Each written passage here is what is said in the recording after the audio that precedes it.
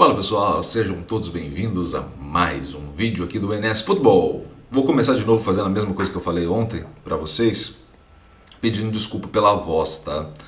Minha garganta ainda não está 100% recuperada, então esta voz ficará um pouquinho mais grave, um pouquinho mais baixa, porque é o que eu tenho para ofertar nesse exato momento, tá bom?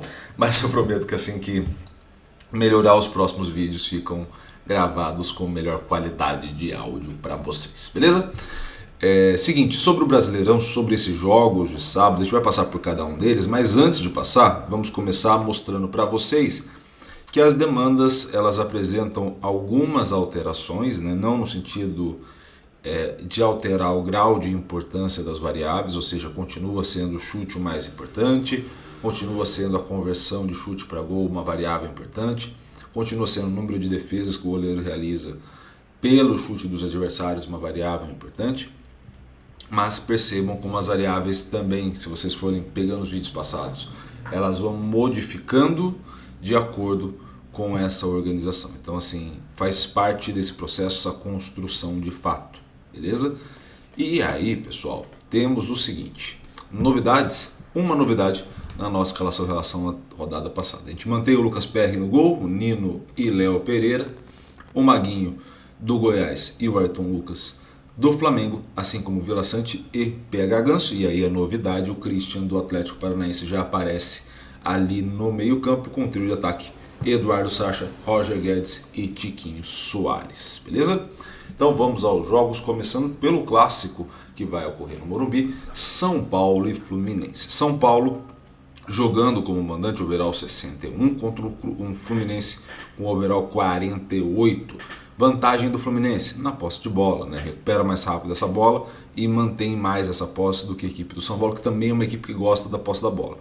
O detalhe é que esse Fluminense jogando fora de casa tem mais dificuldades em converter e até mesmo em se defender. O São Paulo tem mais facilidade, então a gente espera nesse cenário uma equipe sem a posse da bola ou com uma posse abaixo do que é a média do São Paulo no Morumbi, mas ao mesmo tempo uma equipe que consiga converter melhor. Tá? Quem é o favorito para esse confronto de maneira específica? O São Paulo. O São Paulo é o grande favorito para esse confronto no Morumbi, com uma possível vitória de 1 a 2 gols de diferença. Claro que a gente precisa ver se essas taxas vão se mantendo com menos posse da bola também para a equipe do Morumbi. Tá? Segundo jogo de sábado temos Flamengo e Fortaleza. Flamengo overall 59 e Fortaleza overall 50.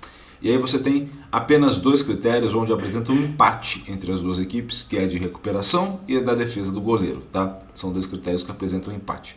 O restante é vantagem para o Flamengo. Tá? O Flamengo é franco favorito nesse confronto, mas percebam que as diferenças, por mais que sejam apontadas para o Flamengo, não são tão grandes assim. Tá? E o Flamengo é uma equipe que, por ter um volume de jogo tão grande, poderia melhorar principalmente na hora de converter para gol. Isso tem sido um ponto falho dessa equipe. O que a gente pode esperar desse confronto entre Flamengo e Fortaleza? Uma vitória do Flamengo por um gol de diferença seria o mais provável. Tá? Depois vamos ao terceiro jogo deste sábado, Bahia e Grêmio. Bahia overall 50, Grêmio overall 42. Nossa, voz está de locutor mesmo, hein? Nesse cenário temos um Grêmio que leva vantagem na recuperação, no número total, e a vantagem não é tão grande. Leva vantagem nas finalizações, mas a vantagem também não é tão grande. E o Bahia leva vantagem em quase todos os outros critérios. Então assim, é um cenário que a gente pode esperar um Bahia com maior volume de jogo e um Grêmio que provavelmente aproveite melhor ou crie mais chances de finalização. Então é um jogo que tende para uma vitória do Bahia por um gol de diferença, mas mesmo assim é necessário entender que as duas equipes não convertem tão bem.